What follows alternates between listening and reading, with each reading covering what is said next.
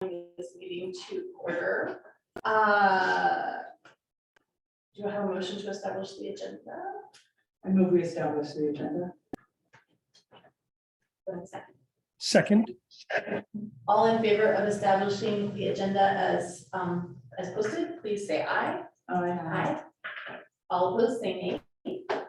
That passes by a vote of 5-0. I should have said we have 2 board members attending by Zoom. We have Director D'Souza and Director Floats attending by Zoom, and then the other 3 of us are here in the boardroom. Okay, so we have an agenda, and the purpose of this special meeting is for the board to take action on the certificated collective bargaining agreement, the classified collective bargaining agreement, professional, technical, and administrative support salary schedule, and the instructional materials committee for 2022 to 2023. Our first item is board policy 1800 OE4 staff compensation. Oh, sorry, I'm checking for public input, but I happen to know there isn't any, so yeah, sorry, no public input today. Board policy 1800 OE4 staff compensation certificated collective bargaining agreement with MIEA for 2022 to 2023. Okay, so as you know, we've been in negotiations with MIEA for because we had 2 open contracts. That was the impetus for negotiations. We did reach a tentative agreement, which was ratified by both the classified and certificate MIEA. So there's 2 here, and right now I think we're doing just the certificated, but I'm going to present them simultaneously just because I think that's easier to understand. If you look at the document that's attached to the board agenda, there's an overview of the significant changes. This is a 1-year agreement, so we will be negotiating again next year. The increase for the Mercer Island Education classified and custodial schedules is 4.4% over the 21-22 schedule. Sorry, it's getting bigger here. While the increase for the certificated schedule is more complicated. The certificated schedule is going to increase by 2% effective the first day of school year, so September 1, 2022. And then it's going to change and increase to 8%. That's not another 8%. It's to 8% on April 1st, 2023. The annualized increase for that is 3.683%. That is how we are going to be paying staff. So they'll see that over time, and it will be, the increase will be retro back, so they will get compensated appropriately for September. So that's the major piece. Do you have any questions on that? Okay, the next piece is there's been changes for certificated time, which just results in how the first piece is how we use our professional development days. At this point in time, there are 13 professional development days that are early release or late start, and that PD time is controlled, 13 of them by the district. We're giving up one of those days, which is in June, and we're designating 2 other days for district early release late arrivals for teamwork. So that's another change. It doesn't impact students. It just is how we are using that time. For this year, and that's for this year only. For this year only, we're also going to shorten the workday effectively by allowing staff to go home or arrive early or arrive late, excuse me, depending on whether or not they're at the high school or middle or elementary. 4 days at the middle school and elementary, because that's when they have early release, and then 8 days at the high school. So that effectively just gives them more time. Time was a significant interest at the table, and so that was a way that we give them more time as we come out of the pandemic and we sort of refresh and we revisit. We also have some curriculum adoption, so it just gives more time back to the certificated staff. I have a question on that. Yes. So when you say shorten the workday, so before we've always had, like you said, early release or late start, right? But we were expecting them to still be there at the regular time. So now it just means that they have more flexibility to come at the the late start or leave right at the early release instead of staying until. Correct. Their contract and time. Okay, Yes. just want to clarify. So I think sometimes parents are hearing that and they're worry about how it impacts instructional hours. So yeah, it should not impact instructional hours. More Then- flexibility. It's just more flexibility for how and where they use their time. Yes. And for the 22-23 school year only, we are adding half-day early release of students and staff, so this does impact students on the day before winter break and on March 16th, which has historically been a grading day at elementary anyway, so we're converting that to a half-day for this year only. So there will be an adjustment to the student calendar. So this is the only bullet point here that has any impact on student time, though we do stay within the minutes requirements for the state. Wait, you said it's a grading day?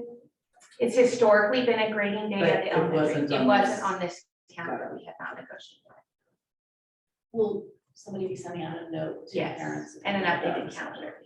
Thank you. The next bullet point, we're essentially changing the way we had something called mutually agreed upon professional learning. So there were two optional days that could be agreed upon by staff and their administrator on how they would do additional professional learning outside of a contract day. We are taking that time and pushing it into the triple, which is their time and responsibility is the old term for that. So that is becoming part of a supplemental. So that we are pushing into their contract in exchange for that. So they are not having to work that time outside of the contract day, but we are getting an additional half day that's by Java-like teams with their administrator, PD that we put on the calendar, which will be August 14th, and it's a half day. So it's just adjusting where PD and money goes and what staff have to do for that. So it's the same money, just being managed differently. And I am concentrating on the fiscal impacts, just given this, the fiscal state of the district, just so you understand the parameters of what we're doing in full transparency to the public. Any questions on that one?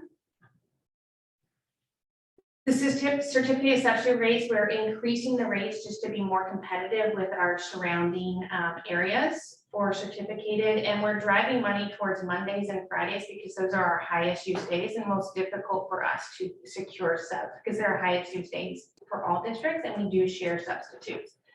So that is sort of the goal there.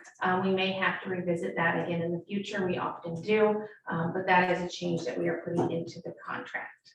We're also entering for this year only an MOU that provides how we'll compensate our coaches and teacher librarians at the elementary level if they are pulled to substitute. So they essentially, because of this sort of substitute shortage, we've had to rely on our coaches to cover classes, but they do have coaching duties. So they're having to reschedule that time or do that work at times outside of their contracted day. And so we're trying to fairly compensate them for that. The other question, next bullet is just nursing. We're adding more prep days. They are using that time. We were previously time carding for some of that, and we're just building it into our contract to recognize the amount of work that our nurses do to make sure that we start the school year strong.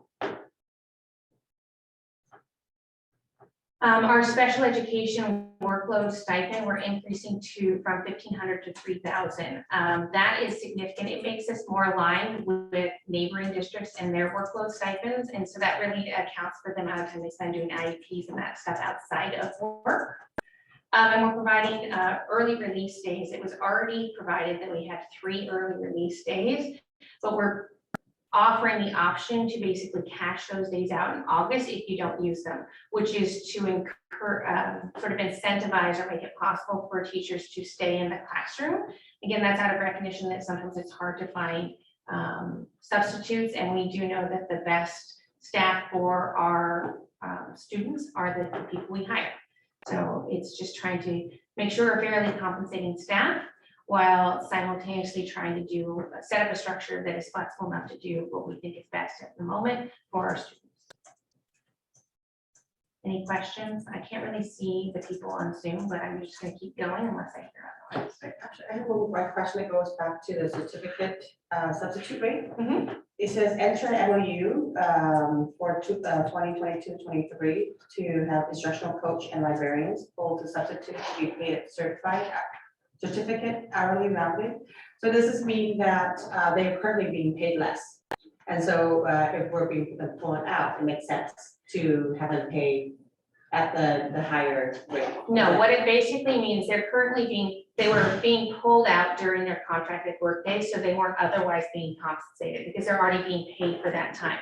So out of recognition for the fact that they're being pulled from their job duties to do other work, they're getting an extra, which is at the certificated hourly rate up to 4 hours. So they're being compensated more for the fact that they're subbing. So they're not it's not at a different higher rate, they're just getting their salary plus. Because the expectation is that they're still doing, like they said, the 8 hours of instructional coaches. Now they have to do it somehow, somewhere, other time. Yeah, Or reschedule reschedule. everything.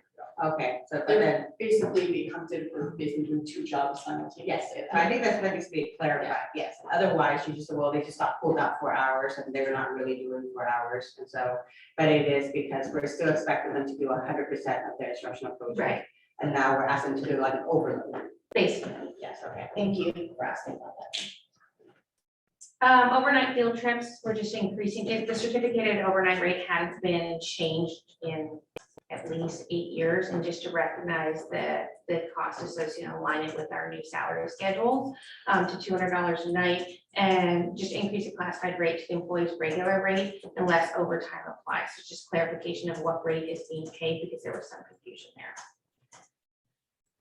There are changes to our custodial vacation. Part of that is the option to sell back 5 days to the employee's regular rate. The impetus for that is in part that we struggle to attract and retain custodial employees, and we need them every day in order to operate our schools. So their ability to use all their vacation is hampered. So we still want to incentivize them to take vacation because we know that's what's best for our employees and for the health and culture of the district. But it recognizes that sometimes that's just challenging. So allowing them to cash out. And it also we are adding language, which is, if you recall, I think it was back in 2017 or 18, they rolled into MIA. They were not a represented group. So it's just aligning their working conditions more to what they had before, which is to carry over the additional 10 days. So they can accrue more vacation than other groups. But they can only take bulk vacation if it is sustainable and the job conditions warrant and can accept it. So we are still safeguarding the schools, but again, trying to be flexible for our employees. Classified training, we already have tech hours in our schedule. We are essentially we have 26 hours that are available to the classified staff. Through this adjustment, we're allowing up to 8 of those tech training hours to be paid at double time by a district designated and provided offering. The idea is that they will get better and curated technology hours that are designed for their work. So hopefully we'll get greater utility. So, because right now, there is not as much directions, there are a lot of available options, but it may not be tailored to their job assignment. So the utility is not there to nor benefit to the students. So we're just trying to create better utility and incentivize people to attend because they do have choice in the contract as to what they can do. So that is the change there. It still stays within the existing budgeted and bucket of money. It's just, again, allocating it differently with the idea of increasing skill set and technology learning that's really tailored to benefit our students most and help them do their jobs the best as they can. And finally, unless there's we are adding for the counselors at the high school, I guess there's some language just about who has responsibility for what, and the master schedule really is something that is owned by the administration up at the high school. And they just want clarification that that is not a counselor duty, but they can provide input. And it's appropriate for them to provide input because our academic counselors know sort of the schedules of our students and the interests and needs of our students very well because I work with them regularly. We are adding a new classified position. This is a shared interest between the district and MIEA. It's a classified position that's really geared for at the high school for college and career readiness specialists. So this would be someone who would support students as they explore their pathways college and beyond.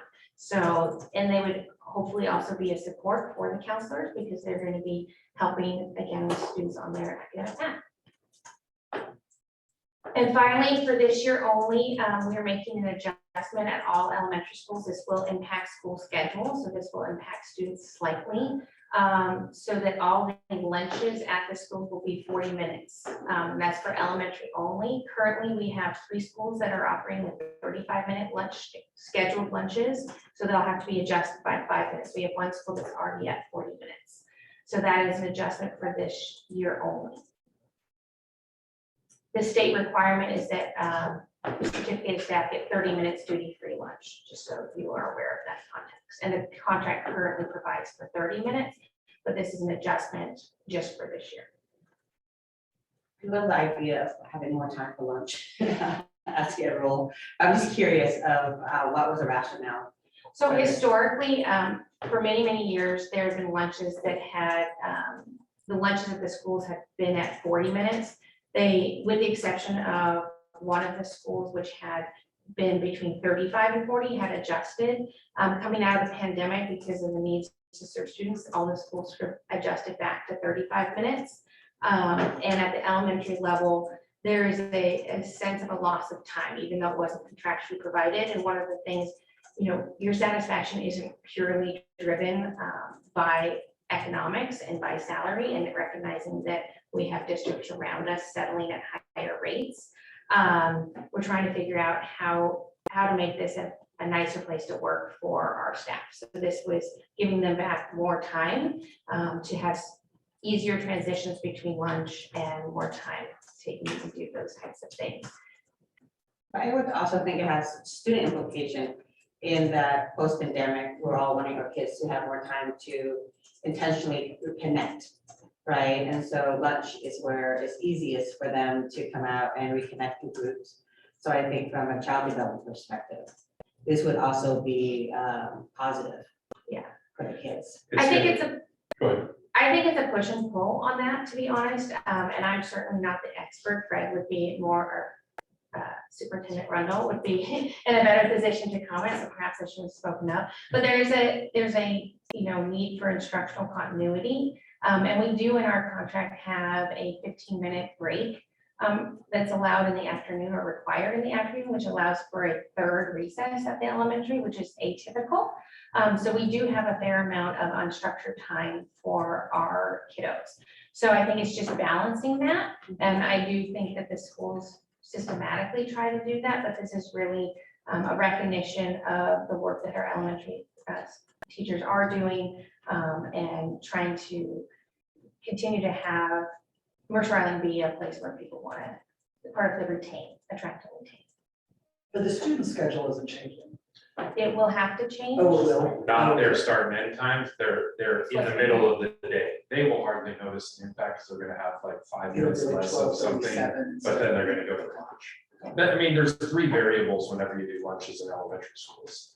There's the lunch, there's the recess, and there's the transition between all of them. And so this is really giving more time for that to all happen, which will increase it will more likely increase their time on the playground than it will others, because we've never cut the time in the lunchroom. That 20 minutes is already pretty tight for some students. All of our schools also allow students to hang longer, those who need to eat. They have designated area, tables that students can then move to, but it really gives them more time out on the playground to socialize, as you said. So if, and I'll pause, but I'd like to go back up to the top of the document. I just want to highlight something really for you and for the public with respect to the MIA certificated schedule and the increase. It's structured, as I said, with the 2% and then the 8% increase and April 1, 2023. And again, that's designed to stay within the available funds for the district, but have us end with a schedule that is more competitive with other districts around us who settled higher, settled their contracts higher. So this is about being competitive, which is one of our requirements set by you to have competitive salaries, and it is also supports our obligation to attract and retain high quality staff. So it's using the money that was available this year in a way that is sustainable, but also puts us in a more competitive point at the end of the year. So for the beginning of the 23-24 school year, we're in a more competitive position than we would have been had we not made that move. Correct. And I apologize for going through that quickly, but I just want to be transparent. Are there any questions? I sort of went through both. I know that they're broken out as separate items because they do have to be voted on separately, just as the MIEA. It's 2 units. There's a classified and certificated, and they vote separately. Often they get lumped in together, but they are 2 different groups and 2 different contracts. I'll just say, you know, from the superintendent seat, which is obviously a new seat for me, a few things really stand out from where we are today. One is I really appreciate both the MIEA and MISD bargaining teams who spent a lot of time, energy, and commitment trying to think through a lot of challenges and problems, and nothing ever gets completely solved because there are always things that we want to do differently or do instead, but at least positioning where we are heading into this school year and then thinking ahead, just extending my appreciation there. Obviously, you as a board, helping to you know, set parameters and give direction so that we can move forward within your expectations and the communities. But then also, it is not lost on me that we didn't have any missed school days to start this school year. And even though the contracts expired on August 31st, our MIEA members, as well as all of our administrators, were there on the first day with kids. And we did not have a work stoppage, and we kept working through. That wasn't the case, as we know, in other school districts in our region. And certainly as someone new to this position, I'm very grateful that we continue to try to solve the adult problems as adult problems without impacting students to the best of our ability. So appreciate that, Aaron and Sally, on the leadership from MIEA, and then our board for your support along the way. Like a motion, a second, and then discuss. Or do it right now?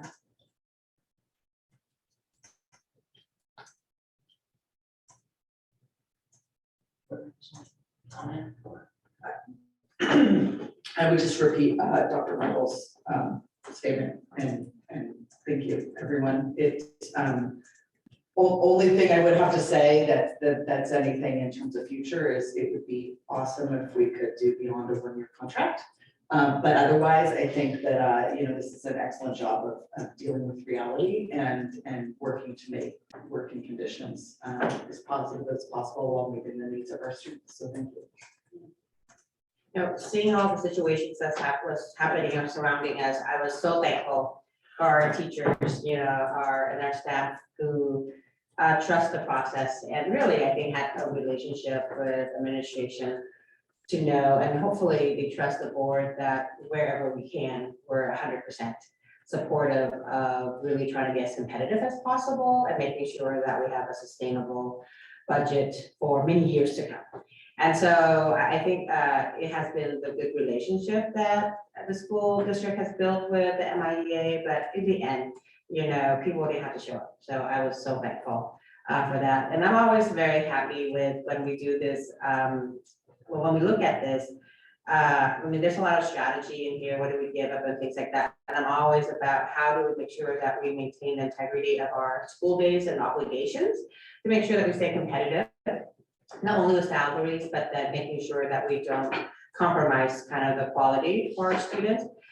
But I also really appreciate the balance of focusing on our teachers, but you know, like seeing the custodial, and I really appreciate that MIEA advocacy for both, right? And I think that's a unique kind of structure, union structure compared to most. So it's really always nice to see a comprehensive approach and that we're all moving forward together and that there's no gaps or no, the disparity is not there. So that's what I really appreciate about this whole effort.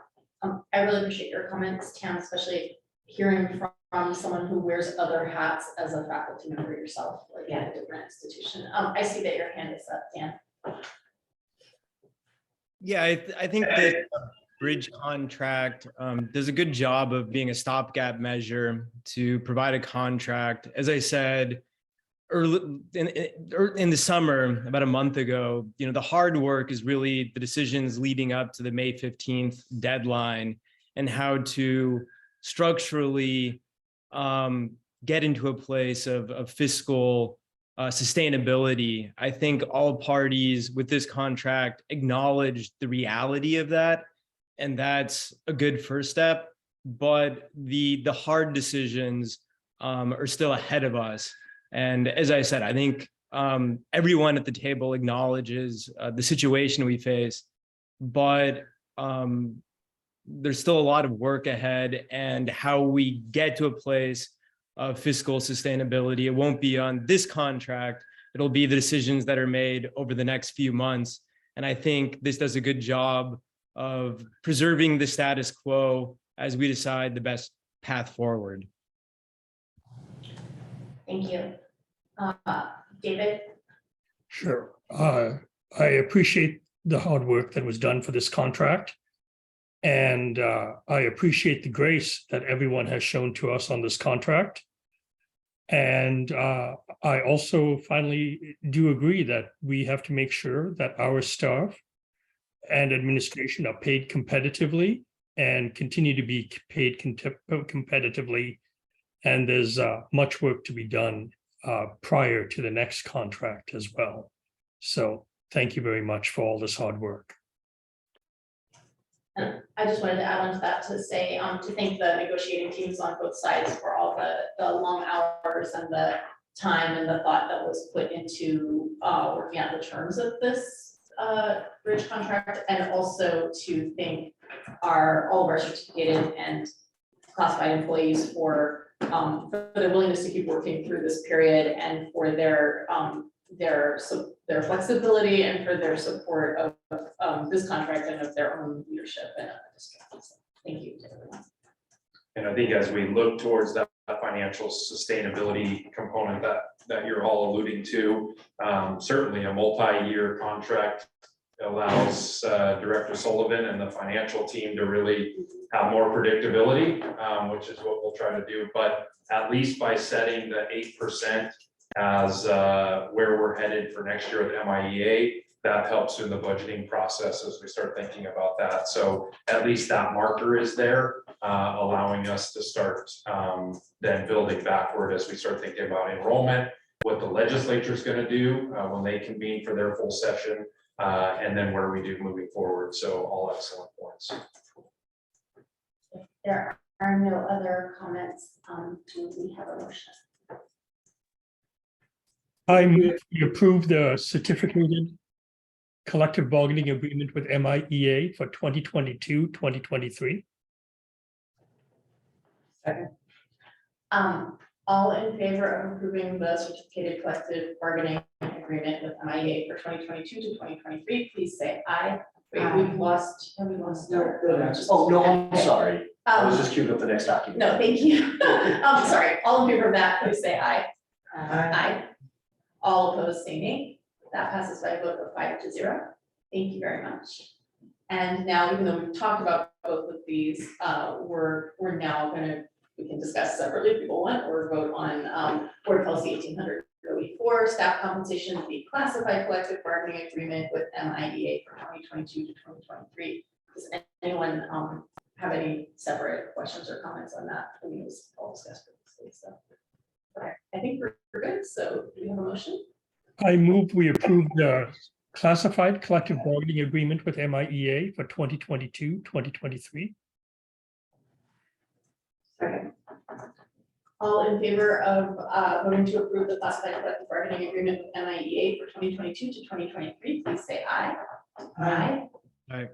All opposed, say nay. That passes by a vote of 5-0. Thank you very much, everyone. Next, we have the consent agenda. So was there anything anyone wanted to pull off the consent agenda, or no? We're just, okay, fine. Do we have a motion to establish the consent agenda? I hope we approve the consent agenda is published. sorry, approved. Established. It's established. Do you have a second? Second, All in favor of approving the consent agenda as published, please say aye. Aye. All opposed, please say nay. That passes by a vote of 5-0. Items removed from the consent agenda, there are none. Do I have a motion to adjourn? And move we adjourn? Second. All in favor of adjourning this meeting, please say aye. Aye. Aye. All opposed, say nay. That passes by a vote of 5-0. We are adjourned. It is 11:32. Thank you very much, everyone. And thank you for being here. I appreciate it.